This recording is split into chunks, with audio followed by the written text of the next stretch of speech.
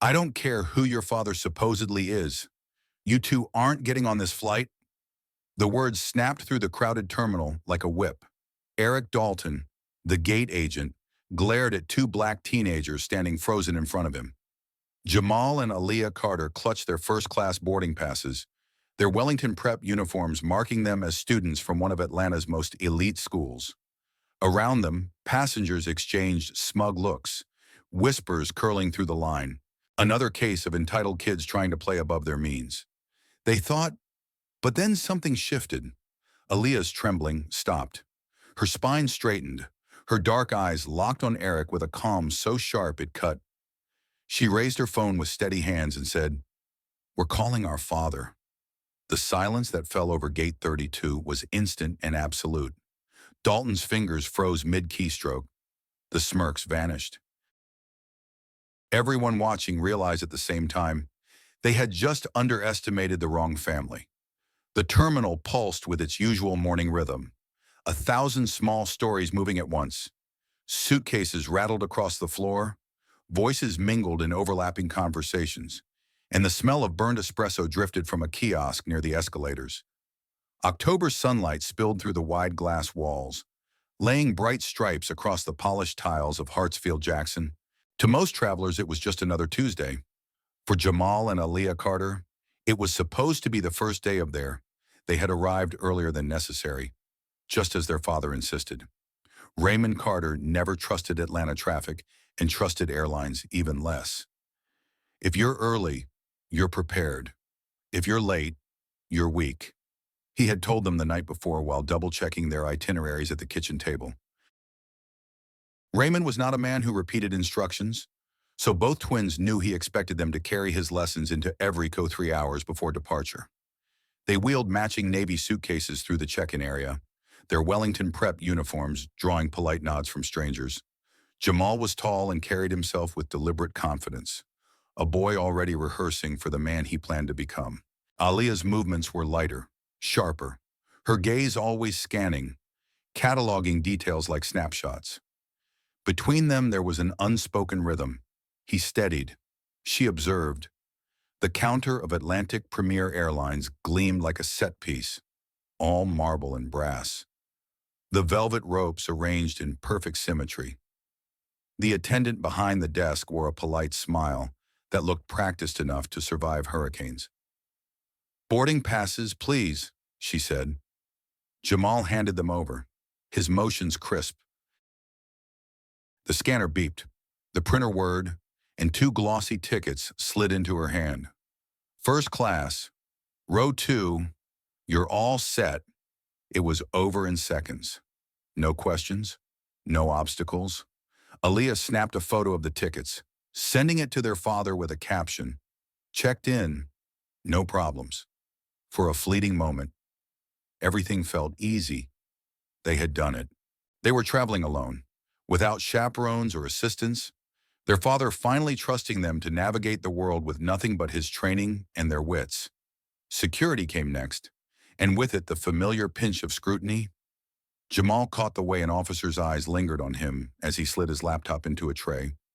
The stare carried no words, yet the meaning was clear.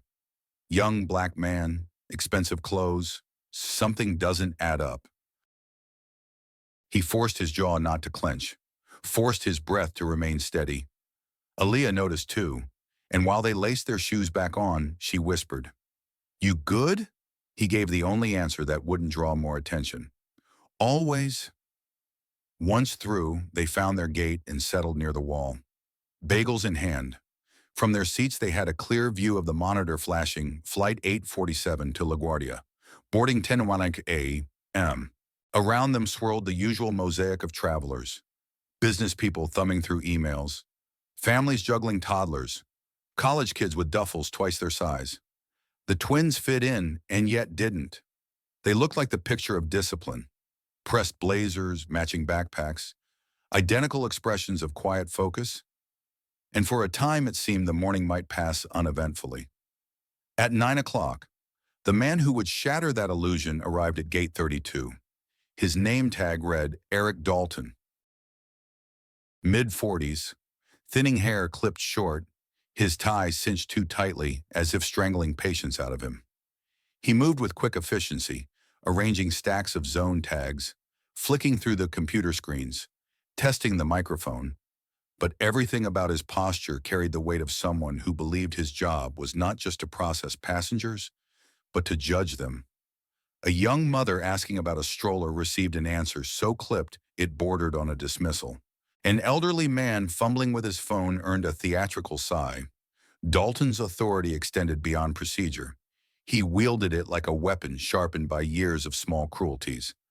The twins noticed almost immediately. "That's our storm cloud," Aaliyah murmured. Jamal smirked faintly. "Then we walked straight through." Neither said aloud what they both knew. Storms don't care if you see them coming. The minutes crawled. Pre-boarding was called for families, then military personnel, then first class. At 9:55, Jamal and Aaliyah rose together, smoothing their blazers before stepping toward the gate.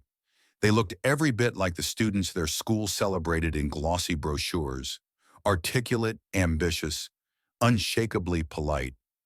Boarding passes ready, they approached the podium. Dalton didn't scan the tickets. He looked at them, then at the twins, then back at the slips of paper again. His gaze narrowed, suspicion flickering into disdain. "These are first-class tickets," he said flatly. "Yes, sir," Jamal replied, his voice calm. Dalton's eyes lingered, measuring them as if their worth could be tallied in an instant. "And you expect me to believe you paid for them?" The words weren't loud, but they struck like a stone thrown into still water. Conversations around them paused. A couple of passengers leaned closer, smirks tugging at their mouths. To the crowd, the story was obvious. Two kids trying to bluff their way into seats they couldn't possibly afford. "We didn't pay for them," Jamal answered, each word chosen carefully. "Our father did." Dalton's lip curled, halfway between a smirk and a sneer. "Sure he did." He set the tickets down without scanning them. "You two need to step aside. This line is for first-class passengers." The murmurs behind them grew louder. Someone chuckled under their breath. Another muttered, "Entitled." The judgment swelled like a tide, drowning the quiet confidence the twins had carried all morning. Heat crept into Aaliyah's face, humiliation pressing against her chest. She looked at Jamal, saw his jaw tighten, the flicker of anger he fought to contain. And then something in her shifted. It wasn't rage, but clarity. She drew in a slow breath, straightened her shoulders, and lifted her chin. The phone slid into her hand as naturally as a blade unsheathed. Her voice, when it came, was not trembling. It was calm, even, and frightening in its precision. "We're calling our father." Silence fell across gate 32. Dalton froze, his fingers suspended above the keyboard. The passengers who had been smirking only moments earlier now shifted uncomfortably in their seats. Something in her tone cut deeper than youth should allow, an authority that carried the weight of a name everyone in Atlanta knew. Even if they didn't recognize these twins by sight, Jamal didn't add a word. He didn't need to. His stillness was its own statement. The air itself seemed to tighten. Every sound in the terminal muffled under the weight of that single sentence. For the first time since stepping behind his podium, Dalton hesitated. He wasn't just looking at two teenagers anymore. He was facing the Carters, and everyone in the gate area felt the balance shift. What had begun as an ordinary morning was no longer ordinary. It had become the opening scene of something no one there would forget. The silence at gate 32 didn't last long. Silence never does in an airport, especially not in Atlanta, and especially not when a scene is unfolding that people know will play differently once the rest of the world sees it. At first it was just a cough here, a nervous shuffle there, but then came the glow of phone screens. 1, 2, then half a dozen. Passengers who moments ago were smirking at the Carter twins now angled their cameras forward, pretending to be subtle. As if anyone could miss the sudden for Aaliyah saw the reflection of herself in one woman's phone case, her own face framed against the gate agent's rigid posture. She didn't flinch. If anything, she straightened further. Her father had always told them the most dangerous weapon in any room wasn't fists or money. It was narrative. And once narrative escaped the boundaries of four walls, it could never be recalled. Dalton realized what was happening a second too late. "Put those phones away," he barked at no one in particular. The command only spurred more movement, more red lights blinking, more lenses pointed at him. His authority had shrunk to the size of his podium, and the crowd smelled it. Jamal stayed perfectly still. Every nerve in his body screamed to shove back against the humiliation. But restraint was armor now. His eyes stayed locked on Dalton, cold and steady, while the quiet chorus of typing fingers rose behind him. Hashtags began forming in real time, lines of commentary spilling into the ether before the twins even knew what words were being attached to their faces. By the time Dalton cleared his throat and forced a smile, he didn't feel clips of him sneering. "You expect me to believe you paid for them? We're already climbing out of Gate 32 and onto timelines across Atlanta?"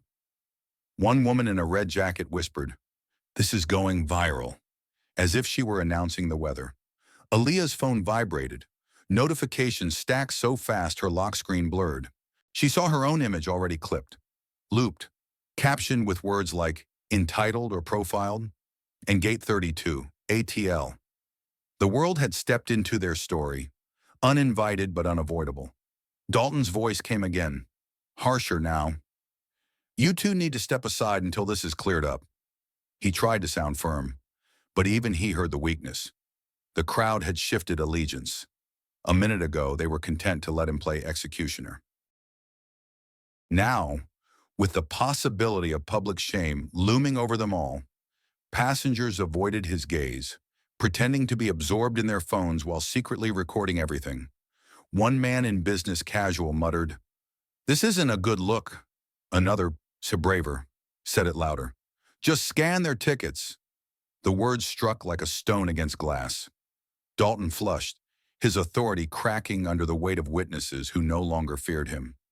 Aaliyah didn't speak again. She didn't have to. She let the silence, the cameras, and the quiet hum of 1,000 online strangers do the work. She tapped her phone once and sent a live update to her father. "They're trying to block us. People are filming." The dots on the screen jumped as he typed back, but she didn't open the reply. Not yet. Across the city, within minutes, the footage landed on feeds of influencers who had no connection to Gate 32, no knowledge of the Carters, but recognized the taste of virality. Captions grew sharper. "Two teens in uniform denied first class by gate agent." Guess why? Memes sprouted like weeds. Twitter threads spun theories about wealth, race, entitlement, and abuse of power.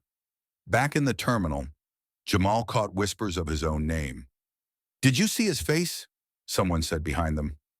"They don't even look surprised, like they've dealt with this 1,000 times." Another voice. "They're saying their dad is Raymond Carter." Utrana, the name traveled fast, repeated with awe, with doubt, with curiosity. Some people scoffed. Others nodded knowingly. Truth mattered less than perception, and perception was already flooding out of the airport at light speed. Dalton finally scanned the tickets, each beep louder than necessary, his lips pressed into a tight line. "Bored," he muttered, but the command landed hollow. The twins stepped forward without hurry, their footsteps deliberate, every movement caught on half a dozen lenses. They walked down the jet bridge not as two students on their first solo trip, but as the eye of a storm already swelling beyond the glass walls of Hartsfield-Jackson. By the time they reached their seats, the first national news alert was being drafted. By the time they buckled in, hashtags had crystallized into a single phrase stamped across thousands of timelines. And by the time the cabin door closed, Gate 32 had ceased to be a place. It had become a symbol, a story, and a fight the Carters hadn't chosen but could no longer avoid. The engines roared, the plane rolled back from the gate. Jamal looked out at the terminal fading behind him. The image of raised phones still burned into his mind. Aaliyah glanced at her screen again, at the avalanche of notifications piling higher. Neither spoke. but both understood. The real flight wasn't to New York. It was into a storm made of pixels, opinions, and headlines. And there was no gate agent alive who could keep them from boarding that. The plane lifted from the runway, engines shaking the cabin as Atlanta dropped away beneath the clouds. For a moment, Jamal and Aaliyah sat in silence, their hands gripping the armrests. It wasn't fear of flying. Neither of them minded turbulence. What shook them was the sense that something bigger than steel wings was carrying them now. They had stepped onto Flight 847, but the real departure had already happened back at Gate 32. Aaliyah's phone vibrated nonstop. She tried to silence it, but the screen pulsed with light like a heartbeat she couldn't ignore. Mentions, tags, direct messages, hundreds, then thousands, stacking faster than she could swipe them away. She opened one post at random. It showed Dalton's face frozen mid-sneer, captioned with the words, "You expect me to believe you paid for them?" The clip already had 30,000 views. By the time she refreshed, it was at 50. Jamal leaned over, eyes narrowing. "That's fast. It's already gone," she whispered. "We can't stop it." Across the aisle, a businessman scrolled through his tablet, frowning. Jamal glimpsed the headline flashing on the man's screen. Atlanta teens denied first-class seats. Racial profiling at Gate 32? It wasn't even an hour old, but the story had leapt from shaky phone videos to polished articles with logos attached. Meanwhile, on the ground, Raymond Carter was standing in his glass-walled office downtown, phone pressed to his ear. His assistant hovered in the doorway with a stack of papers forgotten in her hands. The CEO of Carter Real Estate Holdings was not a man easily rattled, but his face was carved into something harder than anger, colder than shock.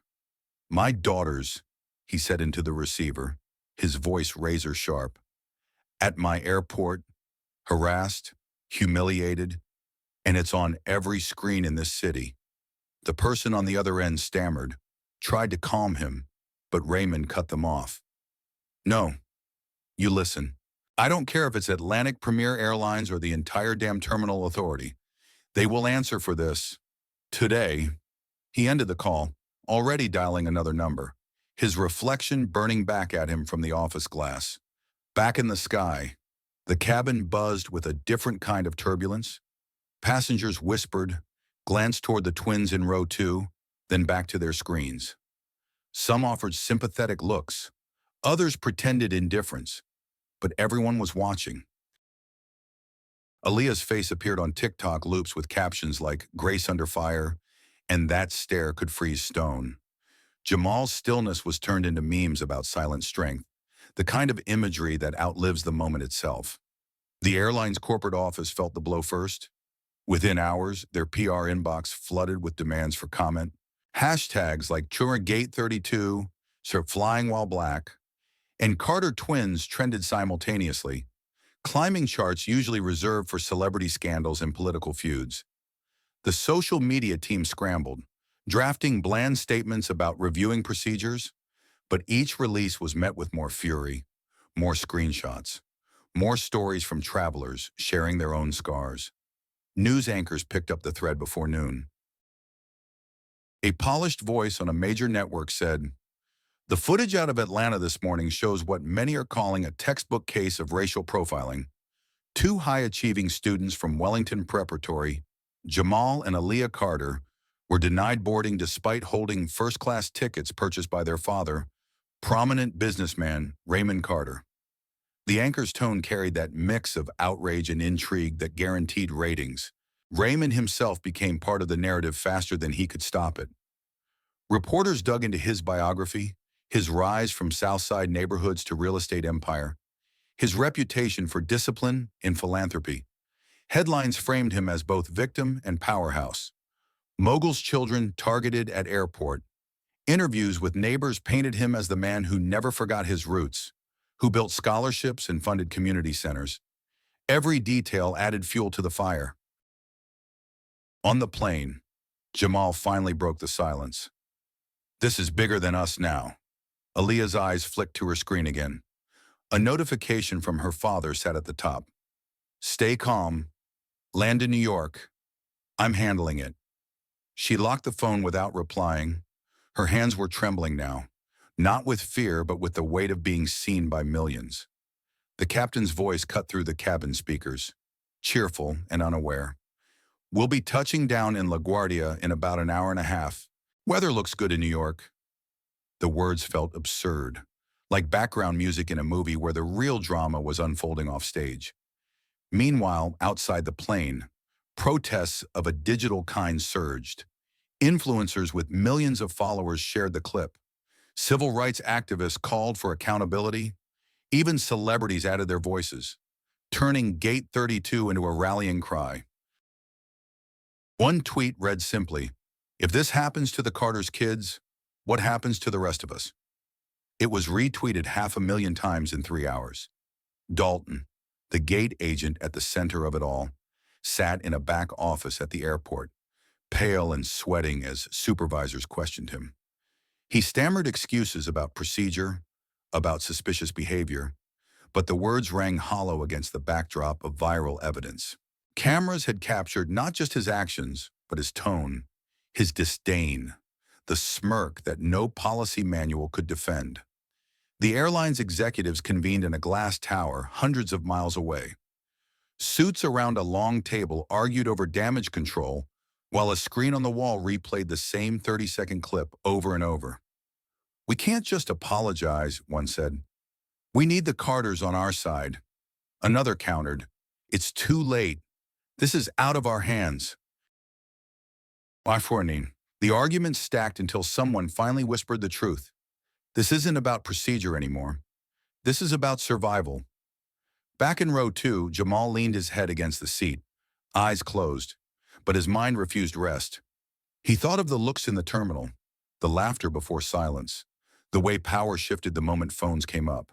Aaliyah sat beside him, screen glowing against her face, the weight of 1,000 strangers' words pressing against her chest. She turned the phone over, letting it rest in her lap. Neither spoke for the rest of the flight. They didn't need to. They could feel it building all around them, a firestorm that had started with a single spark at Gate 32 and was now roaring unchecked across the country.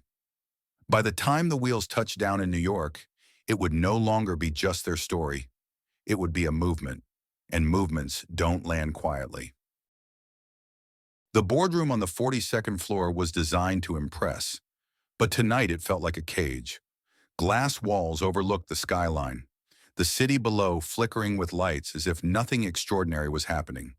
Inside, though, every suit around the polished oak table knew the world outside was already judging them. Screens glowed at the far end of the room, replaying the 30-second clip from Gate 32 on a loop.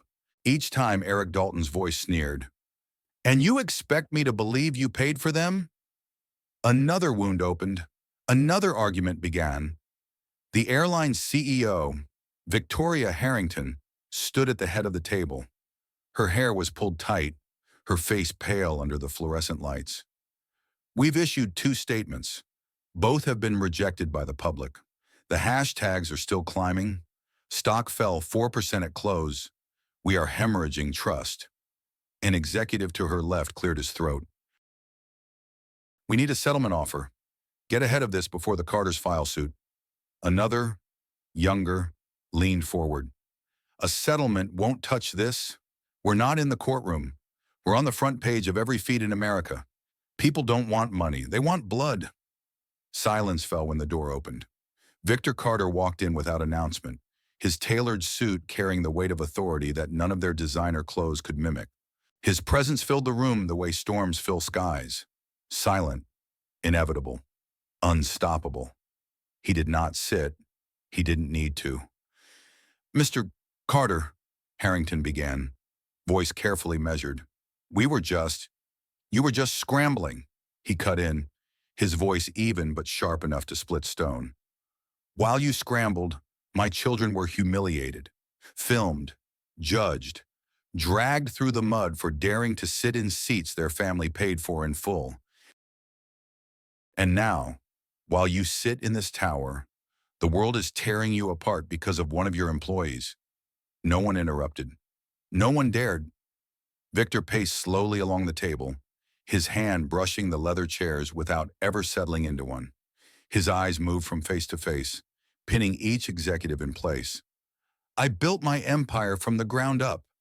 I know what it means to be dismissed, underestimated, told I don't belong. But my children, they were born into a world where they should never have to prove their legitimacy with every step.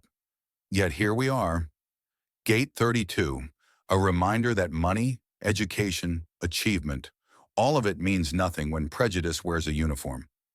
Harrington clasped her hands tightly, knuckles whitening. Mr. Carter, we are deeply sorry for... Sorry? His voice rose, not in volume but in force, commanding the air itself. You are not sorry. You are afraid. Afraid of the stock drop. Afraid of your board. Afraid of the headlines that will brand you for what you are. You're not apologizing to my family. You're trying to survive. The words landed like hammer blows. One executive shifted uncomfortably. Another looked down at his notes, pretending to read. Victor stopped at the head of the table, directly across from Harrington. You don't get to choose survival this time. The choice belongs to me.